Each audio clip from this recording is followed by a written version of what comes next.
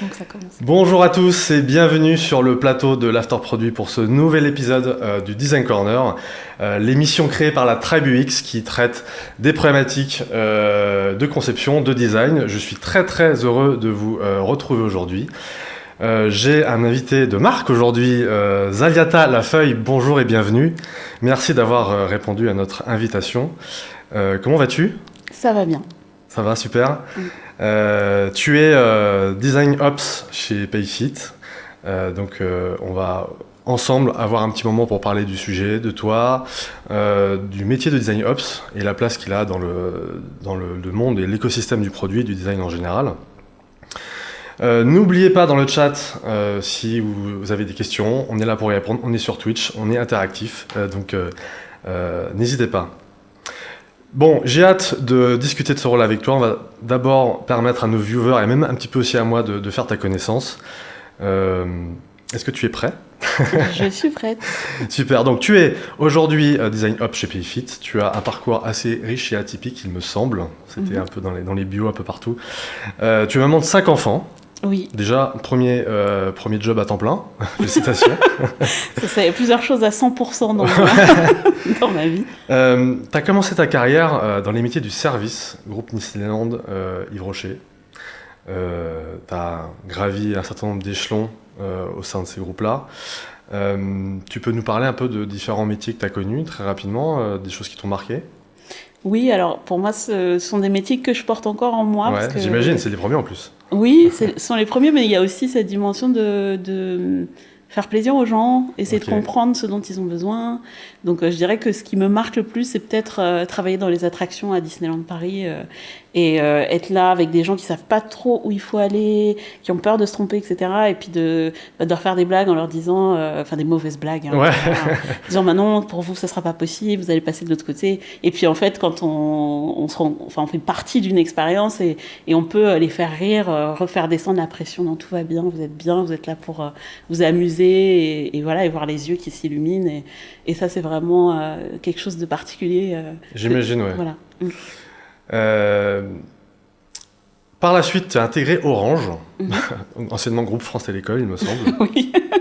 On va pas dire quand est-ce que ça a changé. Non, mais je dis ça, je donne une info comme ça. Tu es passé par chef de projet, tu es passé également par manager de programme, si je dis pas de bêtises. Est-ce que tu peux m'en dire plus ? Qu'est-ce que ça veut dire, manager de programme ? Alors, je m'occupais de programmes de certification. Donc, en fait, la dimension programme, c'est que c'est la coordination de plusieurs projets de certification.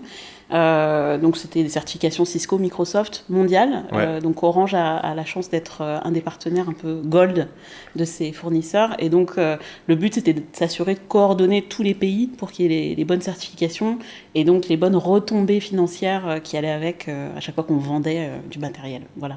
Tu regardes un bon souvenir de ça ? J'en garde un très bon souvenir parce que déjà j'avais une équipe, l'équipe avec laquelle je travaillais était une équipe super.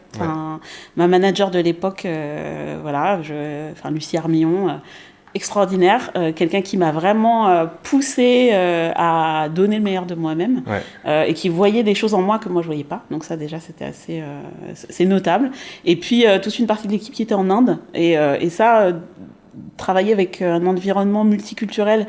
Parfois aussi différents, donc c'était des gens avec qui je parlais tous les jours et qui... Ouais, donc là, tu prends une richesse, tu t'enrichis de ça. Exactement, et puis aussi faire avancer des projets qui sont des projets transverses, mais qui n'ont pas forcément le même...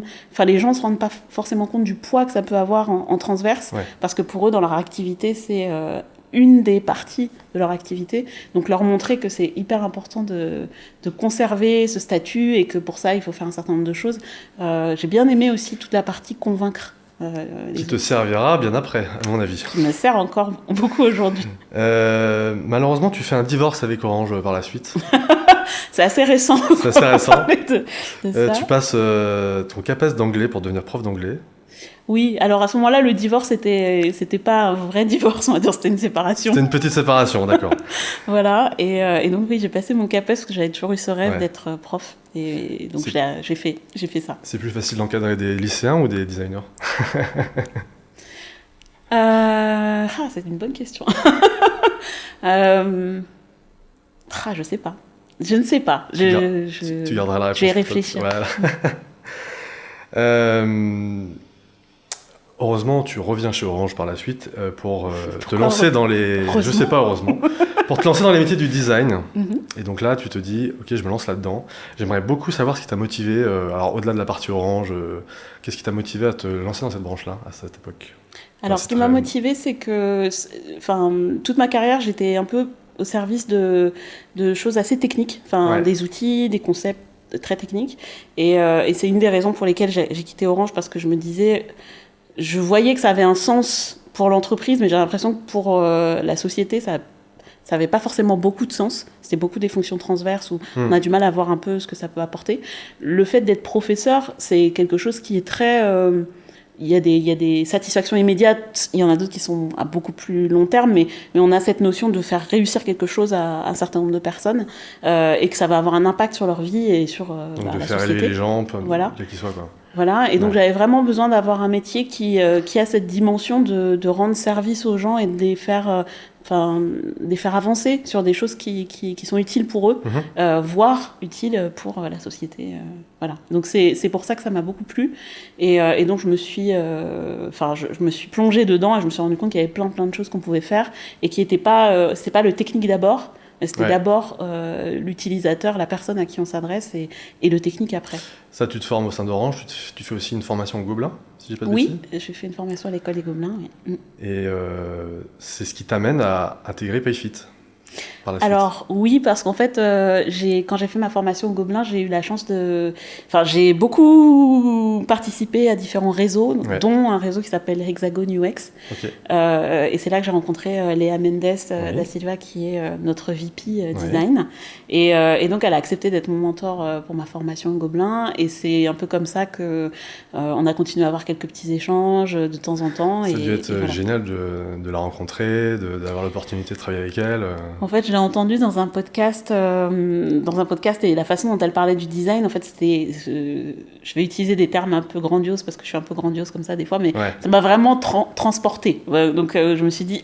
Ah, ça, c'est la vision du design qui me parle, et aussi tout ce qu'elle pouvait dire sur la diversité. Ce sont plein de choses qui m'ont parlé tout de suite, et donc je lui ai envoyé un message sur LinkedIn en lui disant je suis tombée amoureuse de ce que tu as raconté dans ce podcast, et je pense qu'il faut qu'on se rencontre parce que ça va me faire grandir. Et c'est vrai, voilà. Ça a dû lui faire plaisir. Écoute, quel parcours, effectivement riche, un peu atypique, mais bon, en même temps, qui n'a pas un métier atypique dans nos métiers-là. Maintenant, on va reparler un petit peu et attaquer le dur, un peu de notre talk. On va parler de Design Ops. Je lance le premier jingle. C'est parti.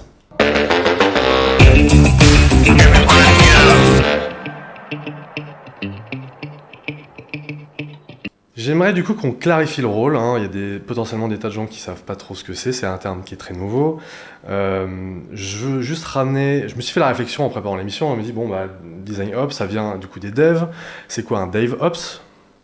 De ce que j'en comprends, c'est la définition initiale. C'est un DevOps, c'est quelqu'un qui va fournir les moyens nécessaires pour que les devs puissent se concentrer uniquement sur la qualité de leur code. J'ai trouvé ça, c'était une info intéressante. Et la deuxième mission du DevOps, c'est s'assurer qu'un maximum de tâches soient automatisées pour que le process de delivery soit de plus en plus robuste. Est-ce que cette définition-là, elle est assez facilement transposable à ton métier à toi? Elle est assez facilement transposable à mon métier, oui. Après, c'est vrai que comme on est sur un... Enfin, il y a quand même beaucoup de créativité chez les devs aussi, mais on est sur un métier qui nécessite beaucoup de travail en transverse et de créativité. Il y a un peu plus peut-être dans ma fonction, ou c'est peut-être moi qui l'apporte aussi par mon expérience, je sais pas, mais des choses autour de la cohésion d'équipe, du fait de collaborer ensemble, qu'on va certainement retrouver chez des DevOps aussi, mais voilà. Donc il y a les deux aspects dont tu parlais avant, et aussi cet aspect de cohésion d'équipe. Ok, donc il y a un peu de cohésion, mais si tu devais le définir en une phrase, le poste, en tout cas comme toi tu le connais, ce serait quoi exactement? Je dirais que le Design Ops, c'est apporter de la structure et faciliter la vie des designers. Voilà, je dirais quelque chose comme ça. Pour qu'ils soient plus efficaces. Ouais. Enfin, efficace, c'est pas le bon terme, mais pour qu'ils fassent leur travail du mieux possible. Cette définition m'évoque beaucoup des rôles de head of design, par exemple. Je sais que dans certaines organisations, c'est eux qui détiennent ce rôle-là. Est-ce qu'il y a une différence entre les deux ? Oui, il y a une différence entre les deux parce que moi, je vais pas porter tout ce qui est la vision design, la stratégie design. Ok, ça, toi, tu touches pas, c'est le champ du head of, quoi. Oui. Ok. À quel moment tu te dis des fois, il y a quelque chose qui est flou entre les deux postes, qu'il prend ? Est-ce que ça t'est déjà arrivé de te faire cette remarque-là ? Alors, c'est pas flou parce que on est dans un contexte. Donc, le contexte de Payfit, c'est une organisation en hyper-croissance. Ouais. Je pense que DesignOps, c'est une fonction qui, en fait, est portée dans des plus petites organisations par différents types de designers, donc des gens qui travaillent sur le design system, des design managers, des design directors, voilà, donc ils vont porter toutes ces fonctions-là. Mais dans une organisation en hyper-croissance, en fait, ces rôles-là vont être focalisés sur autre chose. Donc s'assurer que l'hyper-croissance ne casse pas les dynamiques de travail par rapport à la roadmap produit. Et donc c'est pour ça qu'il y a besoin de ce rôle transverse qui va porter justement toutes ces activités-là pour toute l'équipe. Tu parlais de structures en hypercroissance. J'avais justement une question en me disant, est-ce qu'il y a des orgas qui sont plus appropriés à avoir un design ops que d'autres, selon toi ?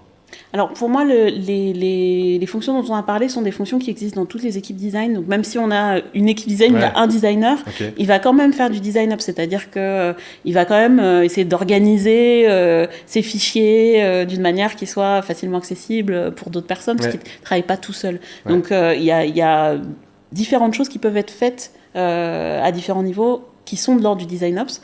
Donc des fois, on l'est sans le savoir, en fait, finalement. Oui, en fait, ce que je dis souvent, c'est que quand j'étais chez Orange, j'étais coach d'expérience client, d'expérience utilisateur, et surtout ce qui était fonction d'acculturation aux méthodes design, essayer de faire en sorte qu'il y ait des templates sur lesquels on pouvait s'appuyer pour travailler. Ça, c'est du métier de design ops aussi. Ça peut être du métier de design ops selon l'organisation.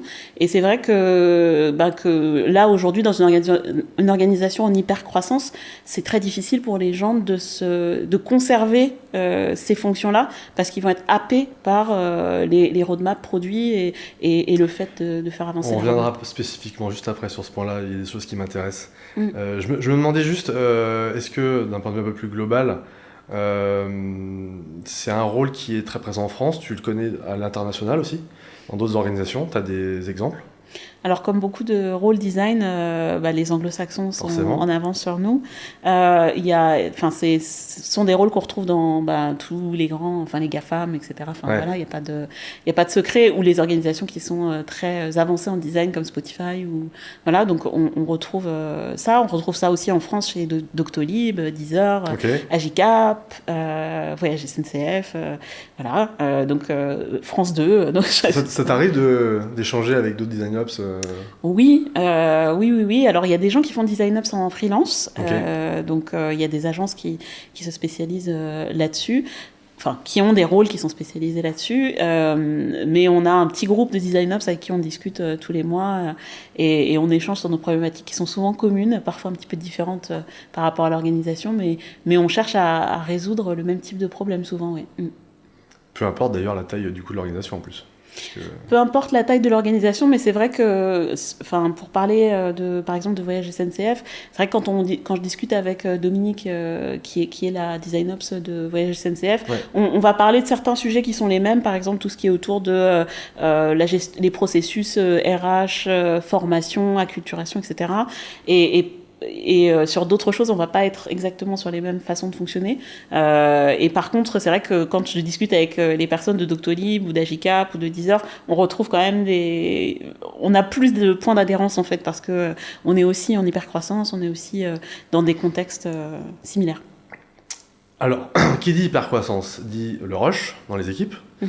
Dit des équipes design, pas que design d'ailleurs, mais on parle de ça aujourd'hui, donc je vais en parler, mais des équipes qui passent plus de temps en réunion qu'à produire ou qu'à faire entre guillemets leur métier de designer, même si faire des réunions ça fait aussi partie. Du coup, là c'est là où on a besoin de toi finalement. Est-ce que tu peux m'expliquer que justement l'impact que ton rôle a précisément à ce moment-là? C'est-à-dire, et on en reparlera aussi peut-être dans notre, quand on parlera de PayFit tout à l'heure, dans ton impact direct, mais comment se passe l'incarnation du Design Ops dans le cas où des équipes sont complètement sous l'eau?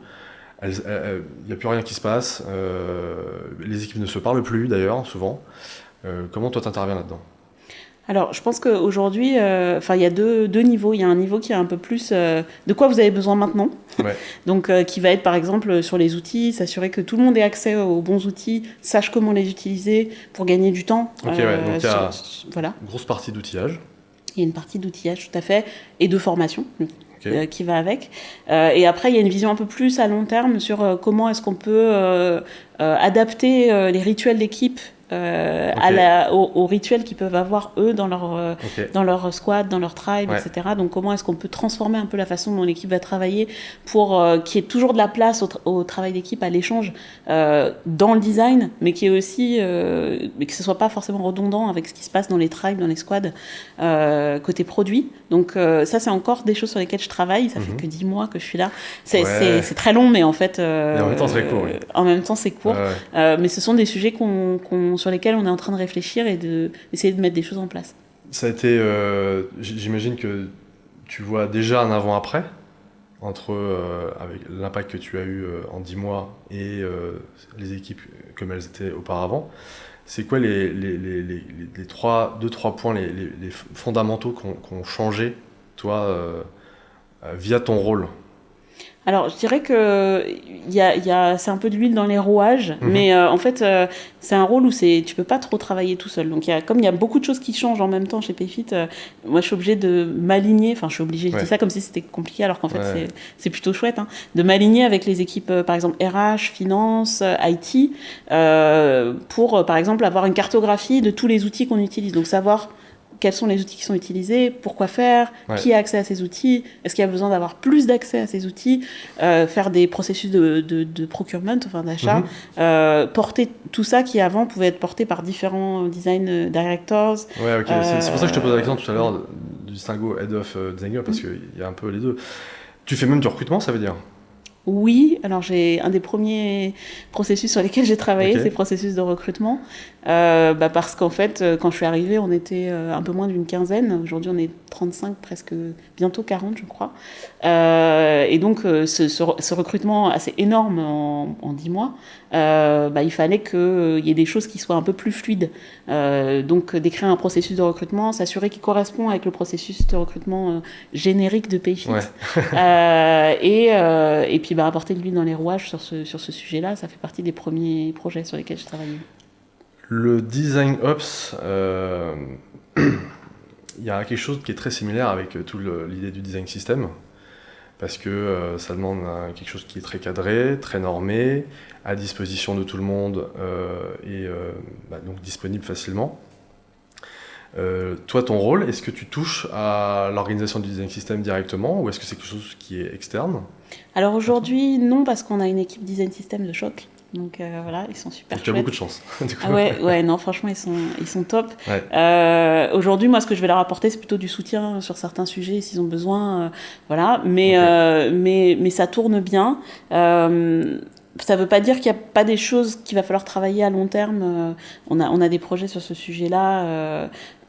On vient juste de recruter un directeur qui va travailler sur ce qu'on appelle le Design Language System et qui va en fait faire l'accord entre la brand et le design system. Donc il y a un des grands sujets qu'on avait depuis un certain temps.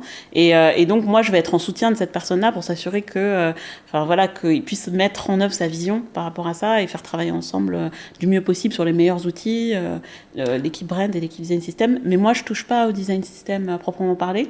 Ce qui n'est pas le cas d'autres design ops. Il y a des design ops qui ont une casquette design system beaucoup plus prononcée et qui du coup ont vraiment ce rôle d'organiser le design system, de suivre les métriques du design system. Coucou Marie-Aline, si tu nous entends. On lui passe le bonjour.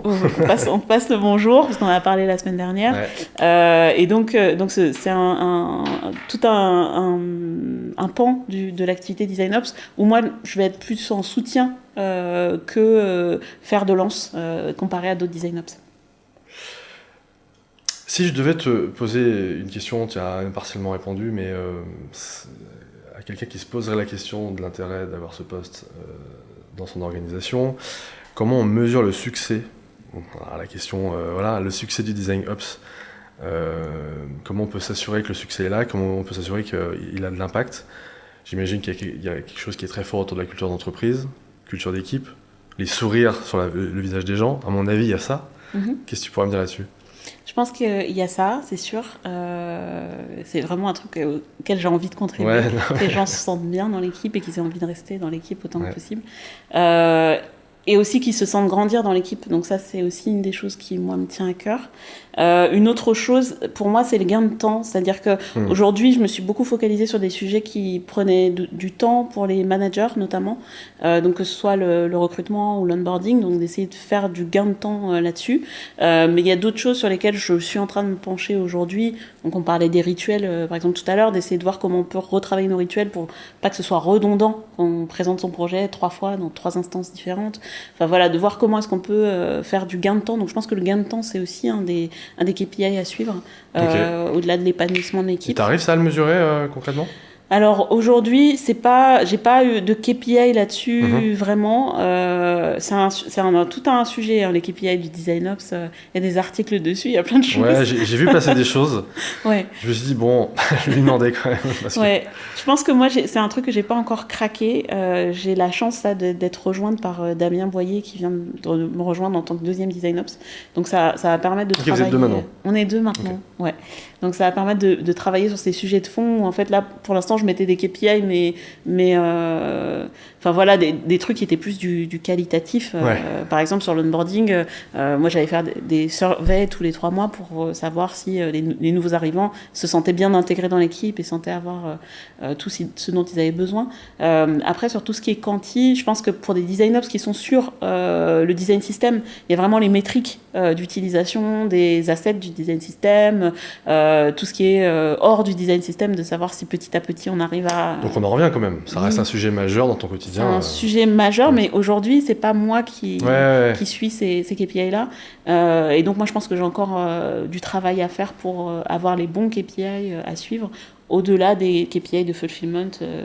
Voilà. Quand tu échanges avec d'autres design ops, justement, tu leur poses des questions sur comment ils font là-dessus? Ah oui. Vous échangez?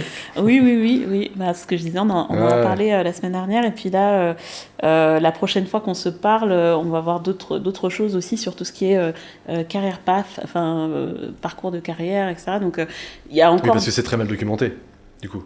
Oui, exactement. Ouais. Enfin, je pense que c'est pas que c'est forcément très mal documenté, mais c'est que pour l'instant, c'est pas forcément organisé d'une manière qui est facilement accessible, mais il y a de la documentation, il y en a pas mal.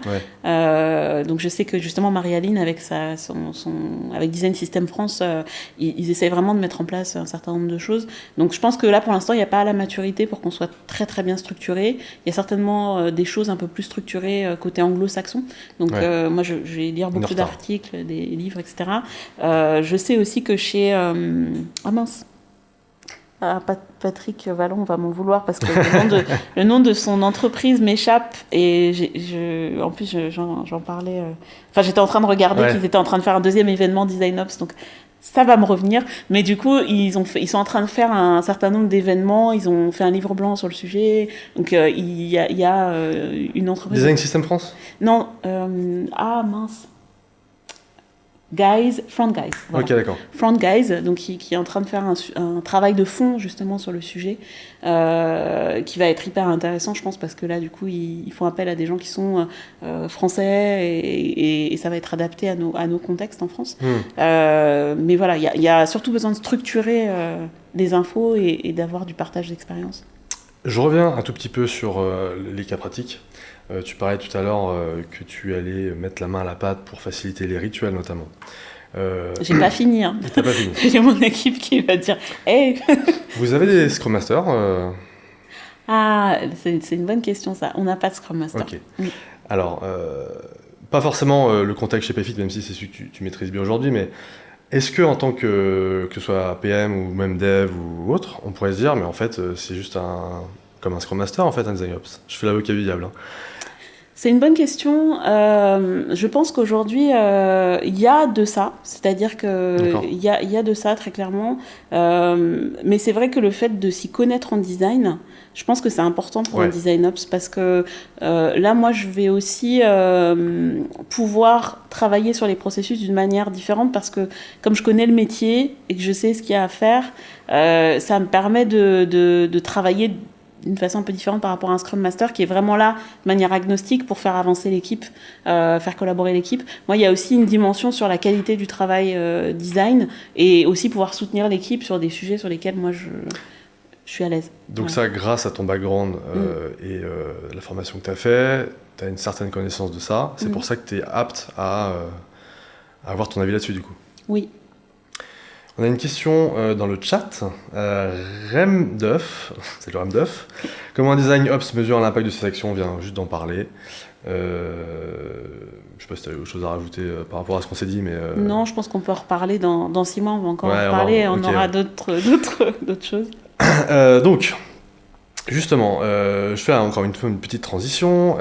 Est-ce que, en tant que design ops, tu prodes des maquettes, tu mets le main dans Figma? Pas du tout. Par contre, ce que je vais faire, c'est...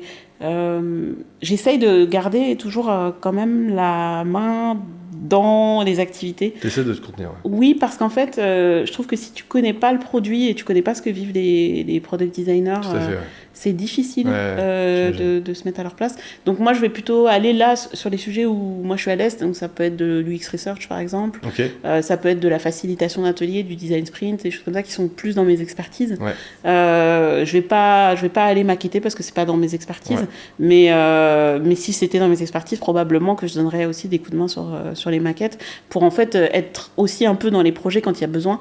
Voilà. Donc à la fois tu maîtrises l'outil, le métier, tu dois te rendre crédible pour être crédible derrière, parce que pour que les gens te fassent confiance, il faut que tu puisses savoir de quoi ils te parlent. Mais ok, tu ne rentres pas, en tout cas, les mains dans le cambouis directement, tu laisses ça aux équipes. Pas sur le maquettage, mais après, il y a une chose qui est intéressante chez Payfit, c'est que là, on vient de recruter ce que nous on appelle des flying product designers. Enfin, il y en a une pour l'instant. Qu'est-ce que c'est le nouveau terme encore? Flying. Donc, voilà. Okay. Et donc, le concept, c'est que c'est une personne qui va aller dans les différents... Là où il y a besoin de faire du design et aller dans mon équipe. Donc, c'est assez intéressant, cette configuration-là, parce que ça permet d'être parfois au cœur des sujets, en fait, et d'avoir cette vision de qu'est-ce qui fonctionne pas, et comment on peut améliorer les choses parfois. Justement, donc, au final, c'est quoi le niveau de connaissance que toi, tu dois avoir en tant que designer pour t'intégrer dans ce schéma-là? Tu parlais du user research tout à l'heure. Est-ce que ça veut dire que tu dois quand même bien maîtriser les principes de double diamant, les user interviews, etc. Ou est-ce que ça reste un peu succinct parce que toi, t'intègres ça en tant que facilitatrice et de support? Comment ça se passe? Je pense que pour être à l'aise en tant que design ops, il faut être un designer généraliste.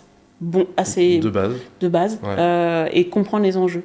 Parce qu'en fait, si tu comprends pas les enjeux, c'est difficile de construire des process qui ont du sens. Ouais, tout à fait. Ouais. En même temps, plus j'avance dans la fonction et plus je me rends compte que de toute façon, je peux rien faire toute seule. C'est vraiment des choses sur lesquelles il faut être en co-construction. Mais c'est vrai que si je connaissais pas le double diamant, etc., ça serait compliqué pour moi. Ouais. Plus que compliqué même. Je pense que je pourrais pas parler avec les designers comme je parle avec eux aujourd'hui. Voilà. Si je connaissais pas les outils, parce que aujourd'hui il y a quelque chose que je fais assez peu parce que j'ai pas la bande passante qui est de la veille, mais pour moi c'est dans mes attributions. Faire de la veille sur les outils, si on sait pas comment ils fonctionnent, on peut pas en fait, on peut pas évaluer. J'adore ce que tu viens de dire. Tu as des outils spécifiques au design ops que tu utilises toi? Alors, spécifique au design ops, non. Ça va être plutôt les outils du designer en général. Que tu vas utiliser, t'approprier. Voilà. Après, je dirais qu'à long terme, les outils du design ops, ça serait les outils dans lesquels il va y avoir la donnée de design, donc que ce soit les process ou que ce soit les connaissances, les templates, etc. Donc ça peut être, chez nous, ça va être par exemple du Notion, ça peut être aussi des templates sur Miro, ça peut être aussi des templates sur Figma. Donc ça peut être, on va dire, n'importe quel outil. Je pense que le rôle du design ops, c'est que dans tous ces outils, de manière assez facilement accessible, il y ait toutes ces templates et comment les utiliser.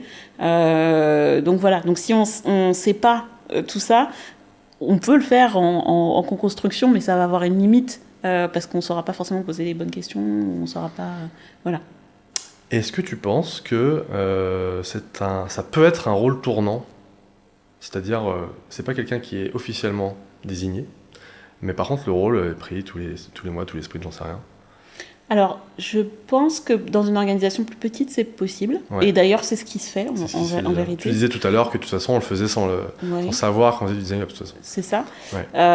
Mais par contre, c'est vrai que sur des sujets qui sont des sujets de longue haleine, par exemple, tout ce qui est autour de la formation ou de la rétention, voire même des outils, parce qu'en fait, finalement, pour mettre en place des nouveaux processus, déjà rien que de les installer, ça peut être long. Puis ensuite de suivre, est-ce que ça fonctionne ?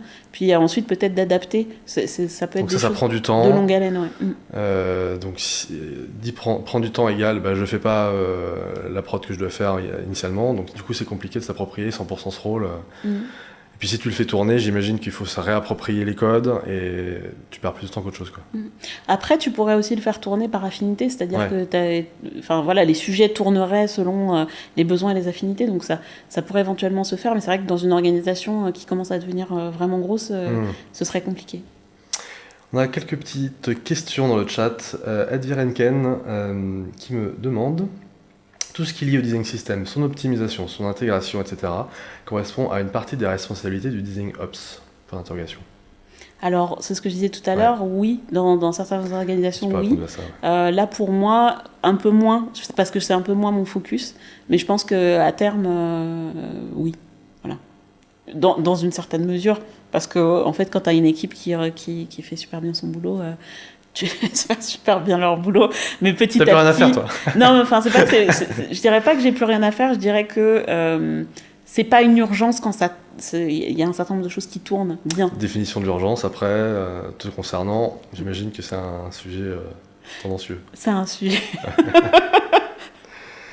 Gaëtan, salut Gaëtan, accompagnant rime souvent avec réticence, c'est vrai. Les designers ont-ils une tendance irritable quand tu marches sur leur plate-bande ? Alors aujourd'hui, c'est une bonne question, hein. C'est une super bonne question. C'est pas du tout le cas aujourd'hui. Bon, après, je pense que c'est lié à Payfit. C'est quand même, je ne voudrais pas que ce soit pris négativement, donc je vais bien le formuler. Mais c'est une entreprise dans laquelle la bienveillance, c'est dans nos valeurs. Okay. Et moi, je le vis tous les jours. Enfin, voilà. Donc, il n'y a pas du tout... moi, je ne ressens pas du tout ça aujourd'hui. Et en fait, c'est vraiment quelque chose que j'essaye aussi moi, dans ma façon de travailler, j'ai beaucoup de respect pour les autres designers, j'ai très conscience de mes limites et j'ai pas peur de dire qu'il y a des choses que je sais pas faire et que j'ai besoin de soutien. Et j'attends la même chose des autres, en fait. Donc, et on a la chance d'être dans une organisation qui permet ça. Donc oui, tu as un dialogue en bonne intelligence avec ces gens-là, et même pour les nouveaux... quand tu les onboards, ils savent à quoi s'attendre, comment ils vont travailler avec toi, et ils savent dans quelle mesure tu vas les faciliter ou non, et donc du coup les règles sont déjà posées, quoi. On pose les règles dès le départ, ça veut pas dire que les règles sont immuables, c'est-à-dire que les nouveaux arrivants me rencontrent, moi je leur explique ce que je fais, mes ambitions, parce que j'ai une roadmap, j'ai un certain nombre de choses que je... T'as une roadmap ? Oui, j'ai une roadmap, mais voilà. Alors on va en parler dans la section d'après si tu veux bien. Ça m'intéresse. Ça marche. Et donc je présente tout ça aux nouveaux arrivants et ça leur permet de comprendre un peu ce que je vais faire, mais ça n'empêche pas de continuer à réfléchir à des façons de travailler qui seraient meilleures. Pour moi, de toute façon, dans une organisation de design, je sais pas comment ça se passe pour les autres, mais je pense que c'est pareil pour les autres. C'est quand même des métiers qui évoluent tellement vite. Tout à fait, que rester sur la même façon de travailler très longtemps, c'est pas forcément envisageable. Ouais, non, c'est sûr. Que ce soit d'ailleurs Design Ops ou un autre métier dans le produit. Hein, c'est... Ouais, tout à fait. Je me rends compte que je t'ai pas posé une question que je tenais de te poser. Est-ce que tu pourrais me dire, si tu la connais, la différence qu'il y a entre Product Ops et Design Ops ? Alors, Product Ops, on travaille de manière très, très proche. On n'a pas forcément les mêmes sujets parce qu'en fait, pour moi, en tout cas chez Payfit, Product Ops est vraiment en charge de... Il y en a, du coup. Oui, ils sont plus que nous, ils sont arrivés avant nous, donc ils sont mieux installés dans l'organisation. Et c'est vraiment pour moi le garant de la roadmap produit, des outils produits, de la bonne façon de faire dans l'organisation produit. Et donc, moi, en fait, je vais travailler en bonne intelligence avec eux sur tout ce qui est transverse, donc il y a beaucoup de choses qui sont transverses. Moi, je peux pas tout adresser parce que jusqu'à maintenant, j'étais seule, donc on priorisait les sujets, mais il faut se dire que il y a l'organisation Payfit avec ses façons de travailler pour Payfit, il y a l'organisation produit avec les façons de travailler dans le produit, et en fait, l'organisation design, elle est dedans. Donc, moi, j'ai un travail à faire de m'assurer que quand je mets des choses en place, on est bien aligné avec tout ça. Et donc, Product Ops m'aide beaucoup à m'assurer de ça. Et donc, du coup, vous avez, j'imagine, souvent des instances entre vous où vous calez sur les décisions, enfin, comme en fait, les squads feraient entre elles sur des PI, ce genre de choses. Vous avez le même genre de procédé au final. Oui, alors Product Ops, chez nous, ils ont un mercato des projets. Donc voilà, il faudra en parler avec Marie Gaumont. À celui qui met le plus d'argent arrive à... C'est ça? Non, ça se passe avec des étoiles. J'ai bienveillance. Donc voilà, mais en gros, il y a tout un travail qui est fait pour prioriser les bons sujets, travailler sur les bons sujets. Il y a aussi un travail constant sur les outils, l'adoption des outils, comment bien utiliser les outils. Et donc, c'est vrai qu'on travaille vraiment en bonne intelligence sur des sujets qu'on a en commun, quoi. Un petit commentaire de Jordi. Quand est-ce que tu rencontres les autres métiers et pourquoi? Exemple, les Product Ops, les PM, les Tech et les autres. Ou alors c'est jamais car pas besoin et c'est vraiment focus autour du design. On en a un peu parlé, tu rencontres de toute façon tout le monde. Oui, alors les Product Ops, on a un rituel, enfin moi je suis dans leur rituel hebdomadaire, donc voilà, donc on se parle tout le temps, et voilà, mais on se fait des slacks tout le temps, enfin là juste avant de partir, j'étais en slack avec quelqu'un qui me disait « Ah, je voudrais faire ça », voilà, donc on est donc c'est certainement pas siloté, quoi, de toute façon. Non, pas du tout, et par contre pour les engineering managers, les PM, je vais souvent leur parler quand on a des sujets sur lesquels il y a besoin de soutien, par exemple pour faire un design sprint ou des choses comme ça. Donc ça va plutôt être sur des choses un peu opérationnelles, même si quand je suis arrivée et qu'on voulait utiliser un nouvel outil pour faire du card sorting par exemple, moi j'ai fait des interviews pour savoir, avec les PM, pour savoir comment vous utiliseriez cet outil, est-ce que vous en avez besoin, etc. Donc j'essaye de leur parler régulièrement parce que en fait, ce qu'ils pensent a aussi un impact sur l'adoption et sur le travail des designers, donc c'est important pour moi de les comprendre. On va approfondir tout ça, on va passer à la deuxième partie de l'émission, on va lancer le jingle sur ton rec chez Payfit.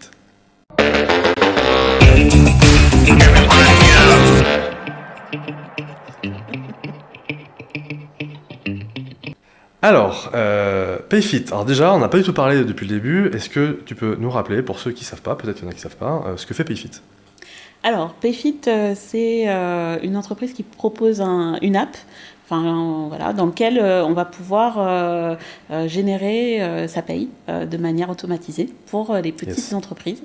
Et ça propose aussi des fonctionnalités de RH, de gestion RH, donc tout ce qui est autour de gestion des absences, des notes de frais et la relation entre un manager et un employé à court terme, les points qu'on peut avoir de manière hebdomadaire ou les points un peu plus espacés pour suivre l'atteinte des objectifs, etc. Très clair. Donc, tu m'as parlé, j'ai très envie de te poser la question sur la partie roadmap. Comment toi, en tant que designer chez Payfit, tu organises tes roadmaps et l'intérêt que ça va avoir, l'impact que ça va avoir. Est-ce que tu peux nous en parler de ça? Oui, alors déjà, je suis arrivée dans une organisation qui avait une vision de ce qu'ils attendaient du Design Ops, ce qui n'est pas toujours le cas. Il y a pas mal de gens qui deviennent Design Ops par besoin.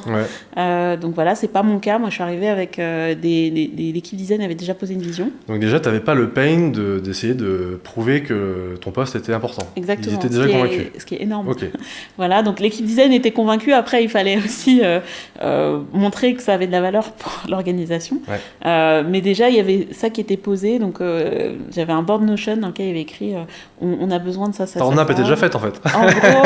En gros, ma roadmap était plus ou moins faite. Okay. En tout cas, il y avait les grandes catégories et voilà ce dont on a besoin.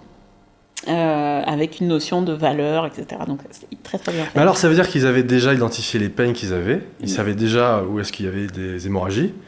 Et ils t'ont dit direct, bah voilà, nous on a ça comme problème. Feu quoi, c'est ça qu'ils t'ont dit? C'est un peu ça. Ouais. Après, moi, je suis designer aussi, donc j'ai commencé par une discovery. Forcément. Donc voilà, rencontrer les gens, observer comment ils travaillaient autant que possible. Ouais. Et du coup, j'ai adapté la roadmap avec quelque chose d'inscrit dans le temps. Alors bon, je vais faire rire mes collègues parce que forcément, j'avais mis des ambitions. Oui, on va tout faire en 6 mois. Oui, voilà, mais ça, c'est un défaut que j'ai. Donc, on veut même mettre les ambitions assez hautes en même temps. Hein. Oui, exactement, c'est ça. Hein. Ouais. On va dire qu'on est tombé dans les étoiles. Hein, voilà, oui, il vaut mieux l'être. Mais donc, très clairement, c'était vraiment d'essayer de transformer ces actions dont on avait besoin, ces besoins en plan d'action sur un temps donné. Donc ça, c'est ce que j'ai fait. Et j'ai essayé de faire en sorte que ce soit le plus collaboratif possible en le soumettant donc à la VP, donc à Léa, au design manager pour qu'ils puissent faire leur retour, à l'équipe design aussi, et au product ops pour qu'eux aussi puissent s'inscrire dans cette vision-là. Et en fait, je revois régulièrement ma roadmap. Là, on vient de refaire une passe avec Damien, qui est le deuxième design ops qui vient de nous rejoindre. Donc, on va refaire la roadmap avec... Tous les combien de temps à peu près? Alors, jusqu'à maintenant, je dirais que peut-être tous les 2-3 mois, parce que normalement, dans tous les 3 mois, on doit revoir nos objectifs. Là, aujourd'hui, ma roadmap est passée, mes objectifs sont passés à 6 mois, mais j'essaie quand même tous les 2-3 mois de regarder si je suis en ligne avec mes objectifs. Et donc, du coup, c'est un peu corrélé avec les roadmaps produits? Alors, ça, c'est une bonne question, parce que, justement, comme il y avait un peu cette cahier des charges qui m'avait été donné. Donc toi, tu es là, tu as ça à faire. En même temps, il y a les équipes produits qui ont leur rythme à eux, leur delivery discovery. Qu'est-ce que tu prends, qu'est-ce que tu prends pas, quoi, en fait? Donc pour l'instant, moi, je me suis dit, je suis au service des designers. Donc c'est mon premier... Les product ops étaient déjà au service de la roadmap. Chacun son bébé. Voilà, donc moi, mon bébé, entre guillemets, c'était de prendre soin des designers. Et donc, avec tout ce qui m'avait remonté, essayer d'arranger un certain nombre de choses. Mais effectivement, aujourd'hui, il y a une vraie question... Comment est-ce que moi je peux adapter pour que mes objectifs soient plus en ligne avec la roadmap produit. Mais on a cette même question avec l'équipe Design System, parce que l'équipe Design System qui a aussi sa roadmap, comment est-ce qu'on s'assure que la roadmap de l'équipe Design System elle soit en ligne avec la roadmap produit. Donc c'est vrai que sur des équipes transverses comme ça, c'est une vraie question et c'est quelque chose sur lequel on a besoin de travailler en fait au fur et à mesure. Pour qu'on se rende compte de manière un peu plus concrète, est-ce que tu peux me donner un exemple, un cas en particulier qui a été rendu possible grâce à ton rôle? Alors, je dirais que le cas peut-être le plus flagrant, c'est le recrutement. Donc, le fait d'avoir recruté autant de designers en finalement aussi peu de temps. Donc, je pense que le fait d'avoir le processus, ça a pu aider, même si ça a ses limites. Parce que, bien sûr, voilà. Donc, je pense qu'il y a ça. Et après... excuse-moi, je te coupe, ça veut dire quoi? Qu'ils n'avaient pas le temps de le faire, ça traînait? Et grâce à toi, ils en sont un peu déchargés, tu as facilité le processus en fait. En fait, ce que j'ai facilité, je dirais, c'est plutôt la visibilité de toutes les actions à faire dans le processus de recrutement. Et de s'assurer qu'il y ait à peu près une cohésion dans la façon dont on le fait. Et donc de faciliter, de mettre du lien justement entre dans le processus de recrutement qui pouvait être quelque chose qui était un petit peu plus difficile avant que j'arrive, je pense. Et la même chose sur l'onboarding. Donc avoir un onboarding qui est toujours un petit peu massif, donc il y a encore du travail à faire. Mais en tout cas, d'essayer d'avoir un onboarding qui est adapté au designer, où la donnée qui est dedans est mise à jour. On a des owners pour cette donnée, etc. Les équipes te laissent faire là-dessus? C'est-à-dire, si tu dis, je vais utiliser tel outil, le mettre dans tel fichier, le nommer de tel... C'est OK, ça part... Oui. Après, justement, il y a une problématique d'adoption, c'est-à-dire que sur le recrutement, je pense qu'il y a des choses que j'ai voulu mettre en place qui aujourd'hui ne sont pas encore adoptées. Donc il y a du travail à faire pour que ce soit encore... Alors, parlons-en de ça. C'est quoi les plus grosses difficultés que tu as rencontrées, les choses où tu te dis, putain, c'est compliqué, j'y arrive pas, ou bien c'est un challenge? Je pense que le challenge pour moi, c'est il y a des fois où je me suis dit mais ça c'est bien sûr, il faut mettre ça en place, alors, notamment sur le recrutement, en me disant c'est facile, il y a juste à récupérer les trucs côté RH, documenter le truc et dire aux gens allez voir, c'est comme ça. J'ai fait une Google Sheet dans laquelle il y avait j'avais mis le career path qui se mettait automatiquement dans le Google Sheet pour qu'on puisse mettre les bonnes compétences, etc. Puis en fait, je me rends bien compte que c'est trop complexe aujourd'hui. Le papier était très clair, la théorie très claire. Voilà, et que donc on a les mêmes problématiques que quand on produit, on fait une solution pour des utilisateurs. C'est que on peut imaginer les meilleurs trucs, si les gens les adoptent pas, c'est que c'est pas la bonne solution. Voilà. Donc oui, donc il y a des itérations, il y a des choses sur lesquelles je vais pas forcément faire des itérations tout de suite parce que là le plan de recrutement il s'est clôturé, enfin il est en train de se clôturer et on a à peu près atteint ce qu'on voulait atteindre. Mais effectivement, c'est des choses que j'anticipe sur la prochaine salve de recrutement. Comment est-ce que je peux faire en sorte que ce que j'ai mis en place soit plus adapté aux besoins des... Et après, sur tout ce qui il va être plus outillage, je pose la question, je fais mon curieux. Ça m'intéresse sur tout ce qui va être outillage. Tu as rencontré des choses, des gros rochers où tu t'es dit là, j'arrive pas Alors, je dirais pas des gros rochers, bon, déjà parce que je pense pas comme ça, je pense de manière itérative, en me disant, bon voilà, là il y a des choses qui vont marcher, des choses qui vont pas marcher, donc je pense pas... Et tu as agi de toute façon avec des petites choses Oui, alors j'ai tenté des choses, c'est-à-dire par exemple sur Figma, je me disais, ok, je vois qu'il y avait une personne qui était en charge de la mise à jour, etc. Donc je me suis dit, bon, je reprends ça, donc j'ai repris ça, et puis après, je me suis dit, bon, il y a des gens qui m'ont dit, on a besoin de formation sur Figma, parce qu'aujourd'hui, on n'a pas tous le même niveau, donc je me suis dit, super, il y a des gens qui touchent beaucoup, qui sont hyper à l'aise avec Figma, d'autres qui sont moins à l'aise, et qui demandent la formation. On avait un créneau toutes les semaines où on se rencontrait. Je me dis, plutôt que de leur rajouter un créneau, on va utiliser ces créneaux-là pour faire de la formation. Et en fait, on a fait ces 5 formations-là toutes les 2 semaines. Et petit à petit, il y a de moins en moins de personnes qui étaient dedans. Et je me disais, bon, qu'est-ce qui s'est passé, qu'est-ce qui ne va pas, etc. Puis, en fait, c'est juste simplement que, voilà, pour ce temps-là, pour certaines personnes, il avait identifié comme étant autre chose, donc il ne voulait pas forcément que ce soit là. Enfin voilà, il y avait plein de raisons pour lesquelles ça n'a pas fonctionné. Bon, les sessions étaient enregistrées, il y a tout un...